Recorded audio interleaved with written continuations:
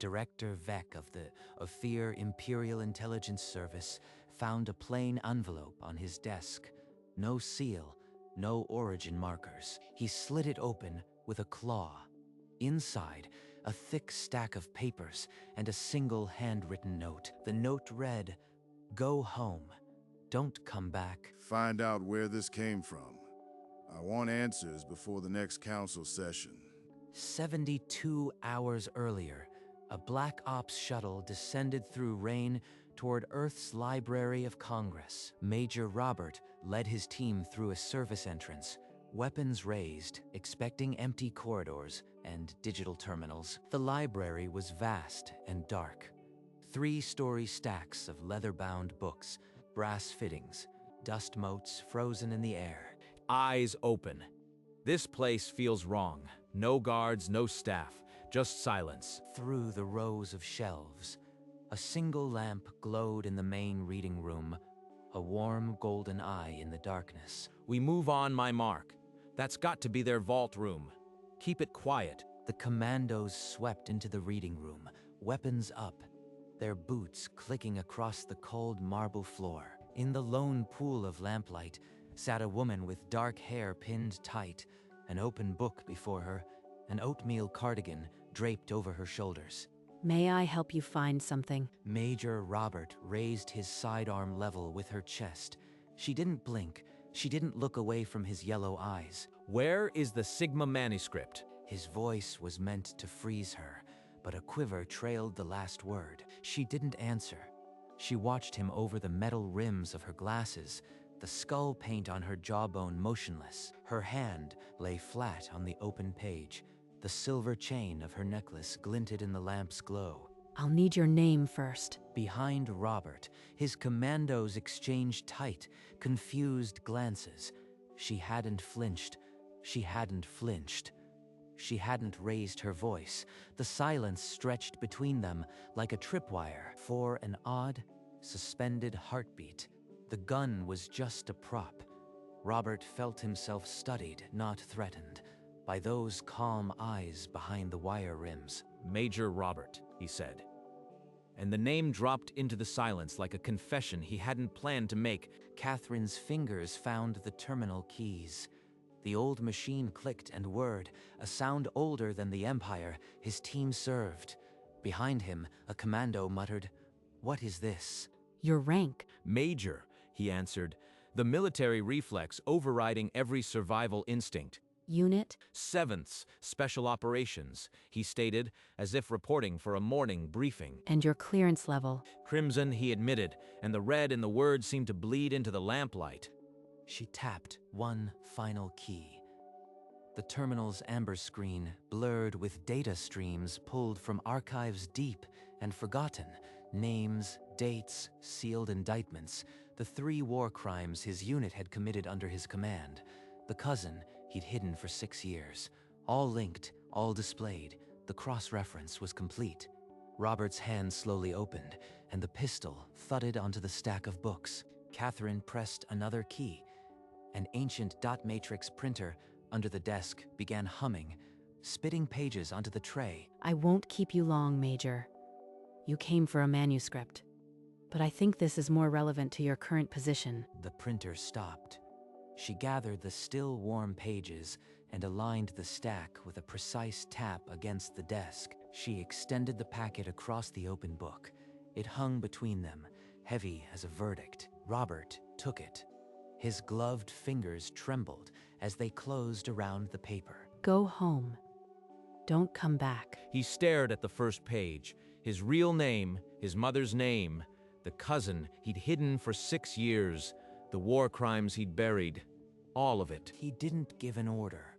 He simply turned, the packet clutched to his chest, and walked toward the shadows of the stacks. His commandos hesitated, then followed, dissolving into the dark rows of leather-bound books until only silence remained. Catherine returned her gaze to the open book, her hand resting on the page. For her, the raid had already been cataloged and filed away. His real name, the deserter cousin, the unreported massacres, it was all here, indexed for retrieval. Before Robert's shuttle cleared Earth's atmosphere, Catherine pressed a single key. The terminal displayed one word, sent. Encrypted data streams shot across the galaxy, depositing identical packets in every Othir court and oversight bureau. Director Vek's console chimed with an urgent priority message. He opened it and froze. This is the same data. It's everywhere now. Shut down all external relays. At the Imperial Palace, the Emperor read a physical copy. His hands shook. Vek ordered a full comms lockdown, but automated relays had already forwarded the packet to a dozen news outlets. Inside Othir Intelligence Headquarters, analysts scrambled to trace the source.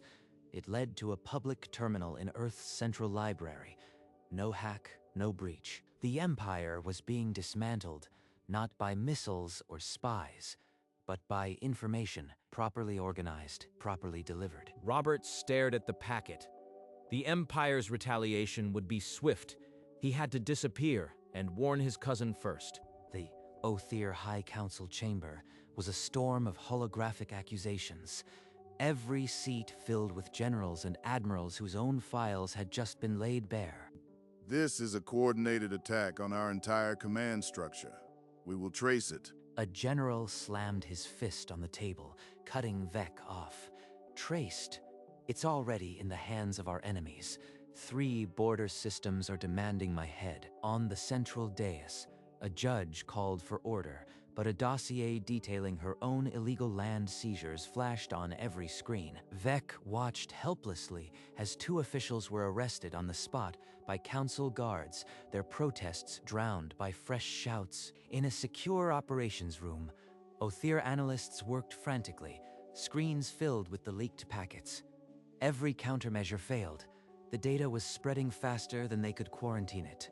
Rival factions seized the opportunity. In the outer provinces, warlords used the leaked documents to justify coups, claiming the Empire had rotted from within. A feed from a colony world showed smoke rising over a government building, protesters waving printed copies of the packet. How could a single library do this? This isn't a hack. It's something else entirely. The council broke into factional shouting. The 1,000-year empire was cracking, and the center could no longer hold. Robert slipped away from his shuttle at a backwater station and keyed a coded transmission. The message was 3 words. They know. Disappear. On a distant colony world, his deserter cousin received the warning and melted into the undercity shadows. In the Othir Intelligence Hub, a junior analyst finally isolated the origin node of the leaked packets. The data trail led directly to a single public terminal inside Earth's Library of Congress. No encryption, no hack. Director Vek read the trace report and slammed his fist on the metal desk. A library, a building full of books. Get me a full profile of that facility.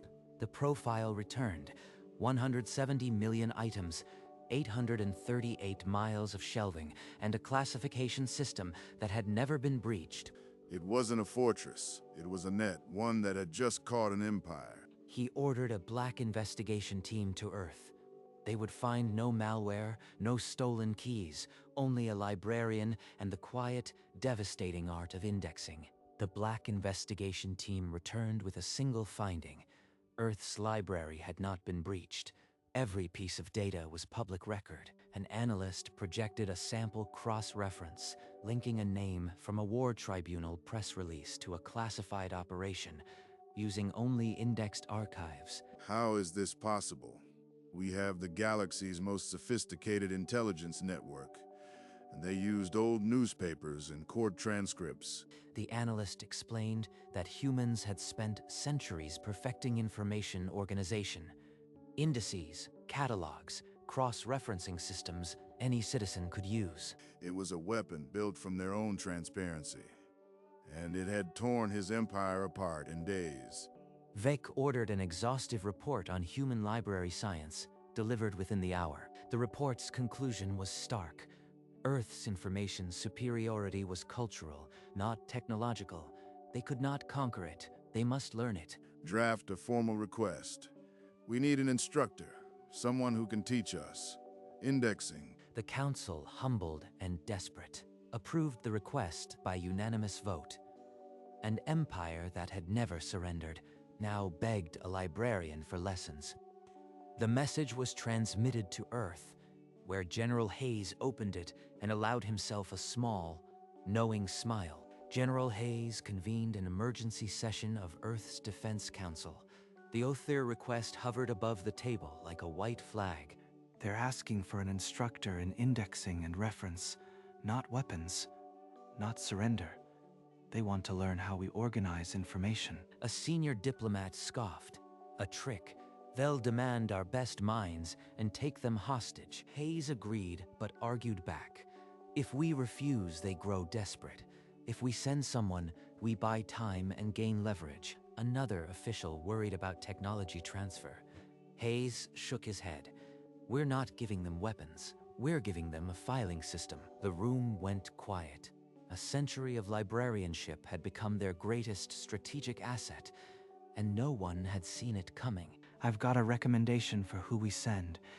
She's the reason this request exists. Hayes pulled up a personnel file. The name was redacted, but the service record was dense with decades of archive management. The council members studied the file and understood. They were sending a library scientist, not a soldier, into the heart of a shattered empire. Hayes transmitted the acceptance. The reply came within minutes. Instructor expected. Appropriate quarters will be provided. General Hayes found Catherine in a quiet archive annex, her desk still littered with the evening's cross-reference notes. The Othir are requesting the person who dismantled their intelligence network. They want lessons in indexing. I used the Dewey Decimal System, a public news item about a war crime, cross-referenced with a military unit registry, linked to a sealed court filing. It's all about consistent subject headings. She pulled a brief example onto her terminal, a 3-step link from a press release to a classified atrocity report, all drawn from publicly indexed records. Will you go? We need to show them how this is done, not as a weapon, but as a foundation. They asked for an instructor. I will instruct. When do I leave? By morning, the headline ran across every news feed. Librarian to teach aliens, Dewey Decimal System. Catherine packed a small bag, a copy of Sears' list of subject headings, her most annotated classification manual, a spare cardigan, and the terminal she had used that night. She paused at the door of her library. The tall stacks stood silent. The lamp still burned at her desk. This room had been her battlefield. They think I am teaching them library science. I am teaching them that information cannot be owned, only organized. Catherine's shuttle cut through the blood-red sky of the Othir homeworld, touching down on a landing pad surrounded by armed guards and silent officials. A tall Othir official stepped forward, his hand extended, but his eyes darting. Archivist Marchetti, the council is eager to meet you. She was led through echoing corridors to a tiered lecture hall.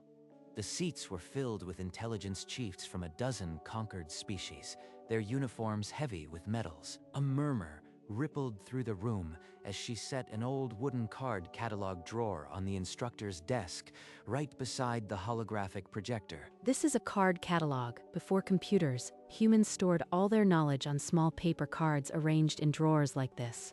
The system behind it is called classification. A few chiefs leaned forward, their skepticism visibly warring with professional curiosity. Others folded their arms, waiting for her to fail. Every document in your empire, every arrest record, every treaty, every news broadcast can be given a consistent subject heading and a place in a larger structure. Find the structure, and you find the connection.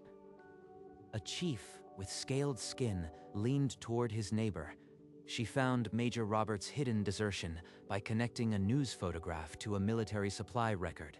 That's not magic, it's indexing. Today we begin with the fundamental premise. Information is not secret. It is public.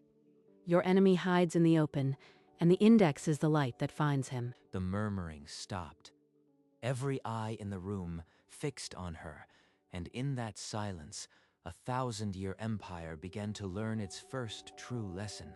Catherine activated the holoscreen and tapped into the Othar Public News Archive, a database any citizen could browse. Let's test a name from 3 years ago. This politician was accused of taking bribes, but nothing happened. The screen filled with headlines, arrest logs, property records. She sorted them into subject headings: bribery, official misconduct, asset seizure. Now I link asset seizure to a sealed court filing that mentions a holding company. A cross-reference with the tax registry shows the same company received a government contract 2 days after the case was dismissed. A chief with a general's insignia stood up, his voice sharp. This should have been buried in a classified system. How does a public search find it? Because no one thought to hide it. The bribe was covered in the news, the court filing indexed under sealed motions, and the tax receipt was public. I simply connected the categories. Hands shot up across the room. She answered, each one without dodging, controlled vocabularies, Boolean operators, the reference inquiry. Yes, the same logic works on any recorded language. The headings are language agnostic. You index the concept, not the word. They're chasing the method now. If I give them the keys, they'll never again be able to hide from their own populations. When the session ended, the chiefs didn't leave. They clustered around the projector, demanding written guides, shoving data slates toward her. The hunger for the index had ignited. Before Catherine could leave, a burly intelligence chief named Varn shouldered through the crowd. A cold smirk cut his face. Find something on me. You are so clever. Go ahead. Catherine asked for his full name and clearance. Her fingers settled on the terminal keys. The screen bloomed with a sealed internal report, suppressed by his own division. Internal investigation, 47 BC. Over-up of weapons smuggling on the Velrath border. Division commander implicated, case suppressed at the ministerial level. Signed by you. Varn's smirk vanished. The color drained from his ridges. She displayed the linked records, a news photograph of seized weapons, Varn's own personnel authorization, a court order with his clearance code. All public. Once you knew the subject headings, 2 guards stepped from the shadows. Varn was escorted out, his career finished by a reference query. Next question. The chiefs exchanged glances, then leaned forward with a new kind of attention. Not curiosity, but respect dusted with fear. They had just learned that no secret was safe from a librarian who knew where to look. The reference interview is not an interrogation. It is a structured query. What do you need is not enough. You ask, what will you do with the answer? That question reveals hidden links. A chief from the Velrath border stood and walked through a sample query, using the reference interview to uncover a supply discrepancy buried across 3 agencies. Good. You let the question evolve. Now, index the new lead under a controlled vocabulary term, interagency asset transfer, and the pattern will surface. Within days, emergency orders crackled through the Empire's bureaucracy. All central records were to be reorganized under standardized subject headings. Construction teams broke ground on a new galactic library, its blueprints drawn with space for reading rooms, public terminals, and a classification index tower. They're building it. Not a bunker, not a weapon, a library. They've chosen openness over fear, Boolean operators. And Oregon, not, allow you to narrow or expand results. Combine them with controlled vocabulary, and you can filter the galaxy's knowledge in seconds. An Othir intelligence chief raised his hand, his voice tentative. This system, could it declassify our own sealed archives? It already has. The question is whether you choose to use it yourselves before someone else does. Catherine looked out over the room of chiefs, once conquerors, now students, and allowed herself a single, quiet smile before calling up the next exercise. The next exercise never loaded. A sharp crack split the air, and the holographic board shattered. Before the echo died, 3 chiefs threw themselves in front of her. their bodies a living wall. A scaled Velrath chief dove low and tackled the assassin, driving him hard into the stone floor. Don't kill him. He is evidence. The assassin was dragged upright, a fanatical rage on his face, the old Imperial Guard insignia bright on his tunic. A security chief gestured for Catherine to evacuate. She shook her head once. We have a lesson to finish. If I run, they win. She turned, brushed glass from the keyboard, and called up the next Boolean exercise. A low rumble of applause began, first from the scaled chief, then spreading until every hand in the room clapped. Catherine allowed a thin smile, then tapped the board. The index lesson resumed, and no one, not even the guards, moved to leave. The final week, Catherine taught public access catalogs, interfaces any citizen could use to search the archive. A public catalog is a mirror. When every citizen sees how power moves, power must move honestly. A scarred chief rose, unconvinced. It'll expose state secrets, military readiness. Others shifted. True security comes from an informed public. Secrecy breeds corruption. Openness forces accountability. They voted unanimously to review sealed archives for declassification. The vote was final. That evening, chiefs drafted the Galactic Library Accord, a shared index, open stacks, a common classification language. The Othir came to steal one manuscript. They leave with keys to their own history. A fair trade. Data streams lit up as the first nodes connected. Separate empires shared an information grid. They'll remember the day the guns stopped. But the real revolution was when the indexes opened. With the accord signed, Catherine called the final practical exercise. The empire's reconstruction began with a catalog. You now hold the key. The Dewey Decimal System is not about numbers. It is about connections. Use it to build, not to hide. She handed each chief a slim volume, The Art of Indexing, a compilation of her lectures bound overnight. The chiefs rose. A tall Othir placed a polished plaque into her hands. Archivist of the Galaxy, a grizzled chief, stepped forward, voice low. You saved us from ourselves. We will not forget. She looked out the window at the alien sky and let herself believe she might have actually changed something. She walked through the aisles one last time, the chiefs standing in respectful silence. Outside the hall, the corridors stretched empty, the distant hum of the city filtering through the stone. At the landing pad, the air smelled of ozone. She paused and looked back at the Imperial spires. Now I can go home. They'll be fine. And she climbed the ramp, the cardigan flapping once, the terminal she'd brought from Earth tucked under her arm. The shuttle touched down under a cloudless sky. A crowd surged behind security barriers, holding signs that read, "Welcome home, Archivist." You did it, Marchetti. Sector-wide crime is down 40% in 2 months. They're calling it the Library Accord. Holographic broadcasts displayed galactic maps where former conflict zones now pulsed green, the data undeniable. In a formal address, the Othir ambassador expressed deep regret for the raid and profound gratitude for the instruction. Newspapers ran the story under headlines like, "The Librarian Who Fought an Empire with a Filing System." I didn't fight anything. I just showed them where to look. She slipped away from the cameras and walked toward the familiar dome of the Library of Congress. At the entrance, a new brass plaque gleamed.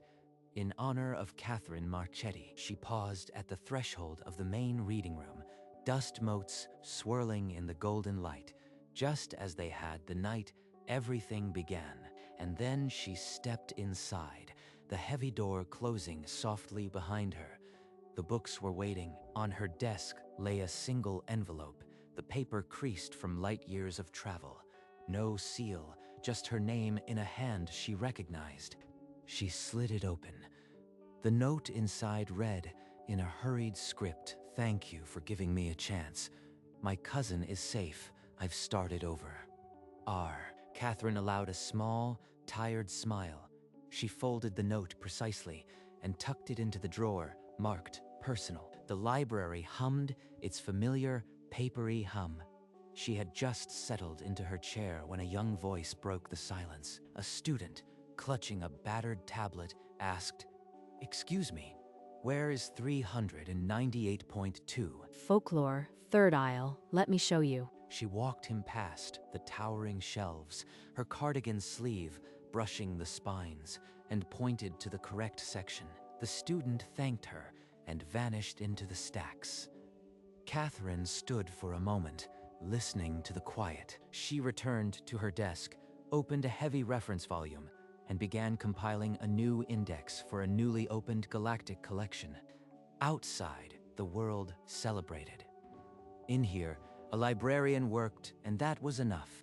Months later, the Galactic Library Network flickered to life, linking a dozen worlds through a single classification language. In Othir schools, alien children traced Dewey numbers on glowing boards, learning that 398.2 was folklore. A statue was unveiled on an alien world, a librarian holding an open book and a torch. The inscription read, "She showed us where to look." Catherine, still in her cardigan, recorded a short message. It played across the network. The truth is out there, if you know how to find it. The crowd at the inauguration roared, and the chiefs she had taught rose to their feet. On Earth, Catherine watched the ceremony from her terminal and let the applause wash over her. She allowed herself a quiet smile, then turned back to the stack of reference requests on her desk. The network's first search query was logged, a child looking for a book about her. The camera pulled back, past the library, past Earth, to the stars, where the work of a librarian had reshaped a galaxy. A warm evening settled over the library.